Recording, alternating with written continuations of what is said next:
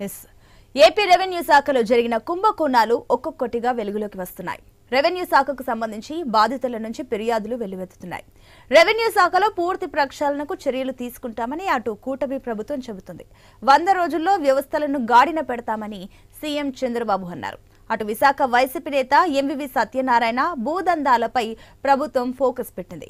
Kidnap వ్యవహారంపైన విచారణ కొనసాగుతుంది.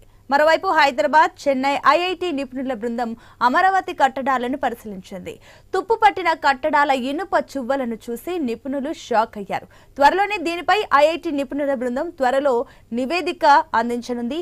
ఈ అంశాల గురించి ఈ రోజు మనము డిబేట్ లో డిస్కస్ చేయబోతున్నాం. సో దీనికి సంబంధించి ఈ రోజు మనతో పాటు డిస్కస్ చేయడానికి మనతో పాటు డిబేట్ లో పార్టిసిపేట్ చేస్తున్నారు కారుమంచి రమేష్ వైసీపీ నాయకులు, అదేవిధంగా జగడం సత్యనారాయణ టీడీపీ నాయకులు, సుజాత జనసేన నాయకులు, ఇక తాడిశెట్టి పశుపతి రాజకీయ విశ్లేషకులు. అందరికీ గుడ్ ఈవినింగ్ అండి.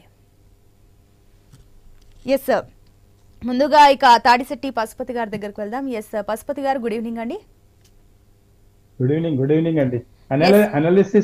అనలిస్ట్ గారిని లాస్ట్ పెడితే బాగుంటుందండి. ఓకే అండి, నో ప్రాబ్లం అండి. ఎస్ పశుపతి గారు, ఇప్పుడు చూస్తున్నాము అమరావతి రాజధాని నిర్మాణం దిశగా అటు అడుగులు చకచక వేస్తుంది, ముందుకు వేస్తుంది. మరోపక్క ఏదైతే ఇప్పుడు ఆంధ్రప్రదేశ్ రాష్ట్రం అప్పుల రాష్ట్రంగా కూరుకుపోయింది, అటు రాజధాని నిర్మాణం విషయంలో అడుగులు ముందుకు పడుతున్నాయి. ఇంకో పక్క అటు